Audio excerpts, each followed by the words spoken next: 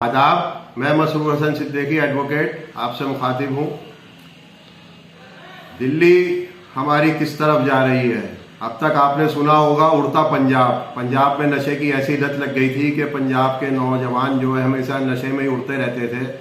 तो केजरीवाल जी पहुँच गए पंजाब कि हम पंजाब में नशा ख़त्म कर देंगे, पंजाब को दोबारा से पटरी पे ले आएंगे, पंजाब का नौजवान जो बिगड़ गया है, नशे की लत में पड़ गया है, उसको हम सुधार देंगे। पंजाब को तो क्या सुधारते, उन्होंने दिल्ली को जो है नशे की लत में लाद दिया है, नशे की उसमें डुबो दिया है दिल्ली को। अब दिल्ली जो है नशेबाज दिल्ली बनने जा रही है, दिल्ली जो है नशे की राजधानी बनने जा रही है। और मैं तो ये कहूँगा कुछ तो शराफत सीख ले ए केजरीवाल तू शराब से, कुछ तो शराफत सीख ले ए केजरीवाल तू शराब से। बोतल पर कम से कम तो लिखा होता है कि मैं जानलेवा हूँ। तो केजरीवाल तो ऐसा नशा दे रहे हैं और ऐसा दिखा रहे हैं कि वो दिल्ली के लिए बहुत कुछ अच्छा कर रहे हैं, और जबकि दिल्ली को वो नशे के गर्क में डाल रहे हैं। और ये क्या अच्छे अस्पताल बनाने का, मेडिकल फैसिलिटीज दिल्ली में इम्प्रूव करने का मकसद क्या है कि पहले शराब पिलाओ, लोगों की सेहत खराब करवाओ, उसके बाद उसी हॉस्पिटल्स में जो है वो दिल्ली वाले वहाँ जाके अपना इलाज कराएंगे। हमें ऐसे हॉस्पिटल्स की ज़रूरत नहीं है, हमें अच्छी दिल्ली में तालीम और तरबियत की ज़रूरत है। आप एक तरफ शराब के ठेके खुलवा रहे हो और वहाँ पे दूसरी तरफ आप जो है लोगों को कहोगे ऐसे हॉस्पिटल्स में जाके इलाज कराओ। तो पहले आप ये बताओ, जब शराब जानलेवा है तो शराब को क्यों इतना फ़रोग दे रहे हो? क्यों नहीं शराब को आप बंद करने की कोशिश करते हो? लेकिन शराब को बंद क्यों करें?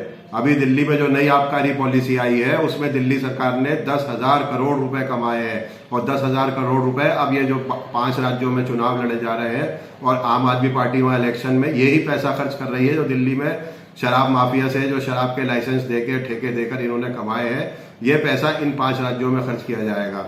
तो दिल्ली को बर्बाद करके आप अपनी सियासत चमकाने के लिए, अपनी सत्ता को फैलाने के लिए आप दूसरे राज्यों में इलेक्शन लड़ेंगे और दिल्ली की पब्लिक को बर्बाद करेंगे। यहाँ पे शराब पिलाएंगे, यहाँ पे 24 घंटे आप ठेके खोलने की बात करते हैं, यहाँ पे आप शराब पीने वाले बच्चों की उम्र जो है 25 से घटाकर 21 साल करने की बात करते हैं। दिल्ली में जो कभी किसी जमाने में 21 ड्राई डे हुआ करते थे, अलग अलग मजहब के जो पैगंबर हुए या मजहबी पेशवा हुए, उनका जो जन्मदिन हुआ करते थे, चाहे महावीर जयंती हो, वाल्मीकि जयंती हो, हुजूर सल्लल्लाहु अलैहि वसल्लम का बर्थडे हो, गुरु नानक बर्थडे हो, गुरु गोविंद सिंह बर्थडे हो, इस तरह के जो भी हमारे मजहबी प्रोग्राम होते थे उस पे जो है यहाँ पे दिल्ली में ड्राई डे हुआ करता था। अब इन्होंने 21 ड्राई डे को घटा के खाली 3 ड्राई डे कर दिए हैं, 26 जनवरी, 15 अगस्त और 2 अक्टूबर। इसके अलावा कोई भी त्यौहार हो, किसी के जज्बात मजरू हो, इनको उससे कोई फर्क नहीं पड़ता।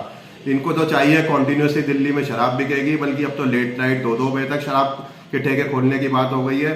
अच्छे स्कूल बनाते बनाते ये कहाँ बहक गए, कहाँ चले गए कि शराब के ठेकों को 500 गज जगह में जो है शराब का ठेका होना चाहिए, उसमें बहुत अच्छी लाइटिंग होनी चाहिए, बहुत अच्छे शोरूम की तरह डिस्प्ले, अलमारियों के अंदर शराबें डिस्प्ले होनी चाहिए। और इस तरह की शराब को फरोग देना बिल्कुल सभ्य समाज में बिल्कुल जायज़ नहीं, मैं कह सकता, बिल्कुल गलत है और बहुत बुरा कदम मैं इसको कहूँगा, जिससे लोगों की ज़िंदगी खराब हो रही है, लोगों के घर बर्बाद होंगे, लोगों की नस्लें बर्बाद होंगी। लेकिन अब ये शराब से भरा हुआ खजाना इनको मिल गया है तो दिल्ली की फिक्र ये क्यों करेंगे, इसे रोकने की फिक्र क्यों करेंगे? ये तो बहुत बड़ा रेवेन्यू जनरेटर है दिल्ली सरकार के लिए शराब जो है।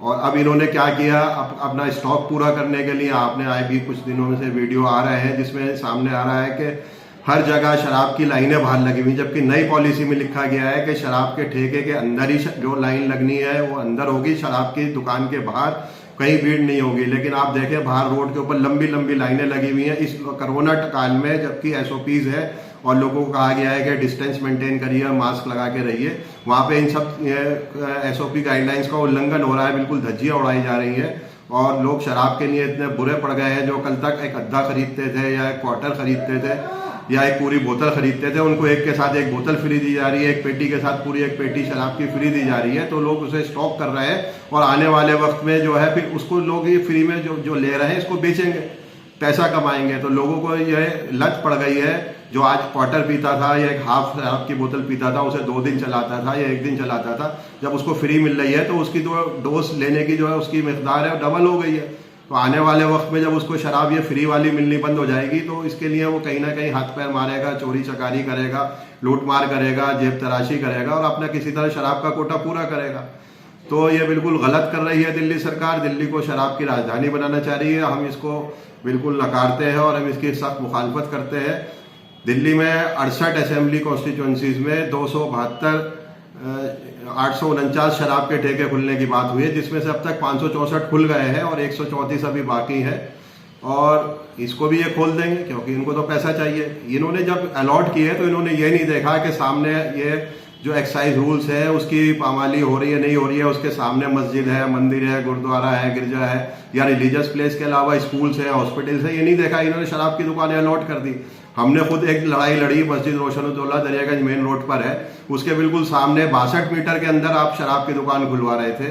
पीछे डॉक्टर अशरफ आई हॉस्पिटल है, डीएवी स्कूल है, बच्चों का घर है, अजमल खां स्कूल है और सामने सबसे बड़ी मस्जिद रोशनुद्दौला है जहाँ नमाजी आते हैं, उनके जज्बात मजरू होते हैं जब शराबी वहाँ जाते हैं। तो उसके लिए हमने लड़ाई लड़ी, एक्साइज डिपार्टमेंट से लड़ाई लड़ी, एलजी साहब को लिखा और अल्हम्दुलिल्लाह हम उसको बंद कराने में कामयाब हुए। उसके अलावा भी दिल्ली के अलग अलग इलाकों से आए दिन खबरें आ रही हैं कि लोग परेशान हो रहे हैं, शराबी वहाँ घूम रहे हैं और वहाँ पे औरतों का, माँ बहनों का आना जाना, रोड से निकलना बहुत मुश्किल हो गया है। तो केजरीवाल जी इसको देखें कि इसे दिल्ली को शराब कैपिटल और नशे की राजधानी ना बनने दें, बल्कि दिल्ली एक राजधानी है, देश की राजधानी है। खाली ये दिल्ली एक दिल्ली स्टेट नहीं है बल्कि नेशनल कैपिटल है। तो इसका एक वक़ार, अपना एक स्टेटस है, उसको बरकरार रखें और दिल्ली में शराब की नीति को किसी तरह रेगुलेट करें और उसको, ताकि ये दिल्ली में जो है बदउनवानी फैलने का खतरा है और लोगों की जिंदगियां खराब होने का जो अंदेशा है, ये इसको हम कुछ हद तक कंट्रोल कर सके।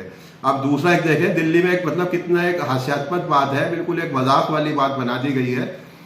इसी दिल्ली सरकार ने एक डायरेक्टरेट और प्रोहिबिशन भी बना रखा है, मद्य निषेध निदेशालय, जिसका काम है कि लोगों को जागरूक करे कि शराब बुरी चीज है, शराब के नुकसान, इसके बुरे असरात लोगों को बताए और लोगों को शराब पीने से रोके। तो दिल्ली गवर्नमेंट एक तरफ शराब को फरोग दे रही है, दूसरी तरफ इन्होंने मद्य निषेध निदेशालय डायरेक्टरेट ऑफ प्रोहिबिशन भी बना रखा है। तो ये सिर्फ एक दिखावा है, डायरेक्टरेट ऑफ प्रोहिबिशन सिर्फ एक दिखावा है। इसका बजट सिर्फ 1 या 2 करोड़ रुपए सालाना का बजट है। इतनी बड़ी दिल्ली में 1 या 2 करोड़ में थ्रू एडवर्टीजमेंट या थ्रू प्रोग्राम्स, अगर ये शराब बंदी के लिए प्रोग्राम चलाना चाहे तो 1-2 करोड़ रुपए में कितने प्रोग्राम कर देंगे, कितने अखबारों में एडवर्टीजमेंट दे देंगे। तो सिर्फ एक छलावा है, एक आई वॉश है, लोगों को धोखा देने के लिए डायरेक्टरेट बनाया गया है। गवर्नमेंट का असली काम है कि वो शराब को बिकवाना, शराब से पैसा कमाना और उस कमाई से जो है ये अपने दूसरे स्टेट्स में जाके इलेक्शन लड़ेंगे। तो इससे साफ जाहिर होता है कि दिल्ली सरकार की नीति और नीयत में फर्क है। दिल्ली सरकार के चाहे मंत्री हो या एमएलए हो, इसमें किसी ने भी इस शराब नीति के खिलाफ कोई आवाज नहीं उठाई। दिल्ली के मुख्तलिफ इलाकों में जहां जहां प्रदर्शन हुए हैं वो सिविल सोसाइटी ने, आम समाज ने उठाए क्योंकि वो तो ये इस सरकार की नीति और नीयत में बहुत बड़ा फर्क है। ये सरकार कहती कुछ है और करती कुछ है। इनको अपने सियासी उल्लू सीधा करना है, यहाँ से पैसा कमाना है, हजारों रुपए की कमाई करानी है और दिखावे के लिए डायरेक्टरेट और प्रोहिबिशन बना रखा है। लेकिन असल इनका मकसद है कि जितनी ज्यादा शराब बिकेगी उतना ज्यादा इनका रेवेन्यू जनरेट होगा और उसका ये अपना सियासी फायदा होगा। इससे लोगों की फिजिकल हेल्थ खराब हो रही है, सोशल हेल्थ खराब हो रही है और फैमिली हेल्थ भी खराब हो रही है। मतलब पूरी फैमिली में बिगाड़ पैदा हो रहा है। जब घर का अर्निंग मेंबर ही शराब पीने लगेगा, 1 बोतल की जगह उसे 1 फ्री मिल रही है, वो 2 बोतल लेकर आ रहा है, तो जाहिर सी बात है वो हर टाइम नशे में डूबेगा तो उसकी फैमिली लाइफ खराब हो रही है। घर से बाहर निकलेगा, समाज में जो लोग शराब पी के घूम रहे हैं, पढ़ रहे हैं, इनके झगड़े होंगे तो सोशल हेल्थ, समाज की हेल्थ भी खराब हो रही है, साथ में उसकी अपनी हेल्थ भी खराब हो रही है। तो इस चीज को रोकना चाहिए। मजहब इस्लाम की मैं बात करूं तो मजहब इस्लाम में हमारे प्रॉफिट मोहम्मद सल्लल्लाहु अलैहि वसल्लम ने साफ तौर पे कहा कि शराब नशा जो है बिल्कुल लानत है और इसको बिल्कुल हराम करार दिया है।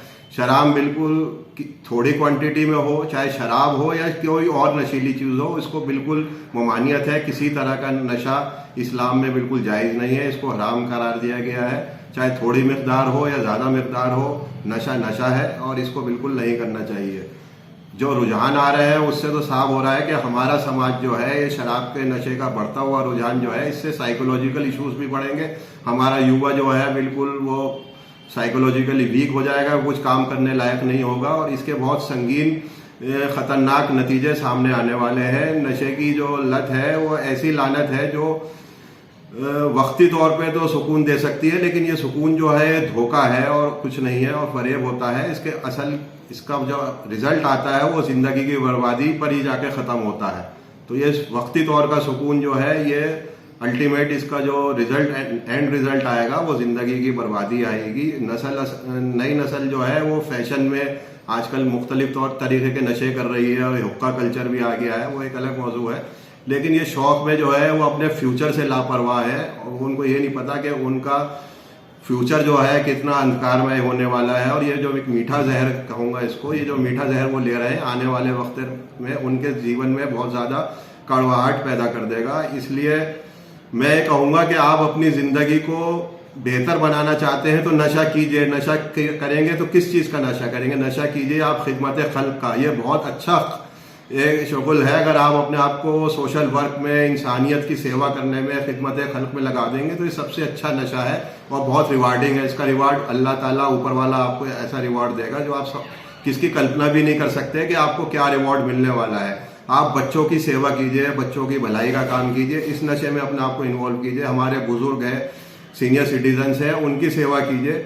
इसके अलावा दुनिया में कुछ ऐसा कर जाइए कि आने वाली नस्लें और फ्यूचर जनरेशन आपको आपके उस काम से याद करें। आप नशे में आके आज अपनी ज़िंदगी ख़राब कर देंगे तो आपको कोई याद करने वाला नहीं है, कोई अच्छी नज़र से नहीं देखेगा। तो ऐसा अच्छा काम कीजिए, अच्छे काम का नशा अपने अंदर पैदा कीजिए, वो जज्बा पैदा कीजिए कि आने वाली नस्लें आपको याद करें।